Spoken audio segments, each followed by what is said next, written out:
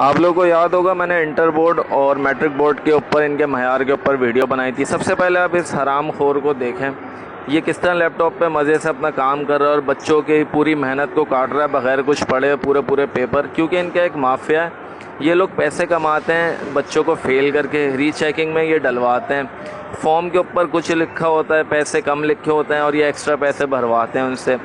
और आपको पता है कि इंटर और मैट्रिक बोर्ड के जो कोर्सेज़ हैं वो तो चेंज हुए नहीं है, रट्टाफिकेशन चल रहा है। हमें पता ही नहीं हम क्यों पढ़ रहे हैं, क्या पढ़ रहे हैं, क्या वजह है इसकी। कोर्सेज़ भी चेंज नहीं हो रहे हैं। अब तीसरी चीज़ मैं ये बोलूँगा कि अपनी गवर्नमेंट से ये इन काली भेड़ों को पकड़ा जाए जो इंटर बोर्ड और मैट्रिक बोर्ड में बैठे। सबसे पहले इस बंदे को पकड़ें जो ये गलत सलत चेकिंग कर रहा है। माँ बाप इतनी मुश्किल से पैसे भरते होंगे कमा के अपने बच्चों के, और उस बच्चे पे क्या बीतती होगी उन बच्चों पे जो इस तरह बुरी तरह फेल होते हैं। फिर ये बोलते हैं पाकिस्तान में पढ़ाई नहीं हो रही। और मुझे उन लोगों से पे भी बड़ी हैरत है जो बोलते हैं हम इस बोर्ड से खुश हैं और बड़े सेटिस्फाई हैं। ये सही तरीके से तो आप लोग से तो बात करते नहीं है, स्टूडेंट्स हैं आप लोग, पता नहीं कैसे सेटिस्फाई हैं। गवर्नमेंट से और अपने लोगों से मेरी ये दरख्वास्त है, इसको पकड़ें और पकड़वाएं इन इदारों को और इनकी वीडियोस बना के शेयर करें जितना हो सकता है। शुक्रिया।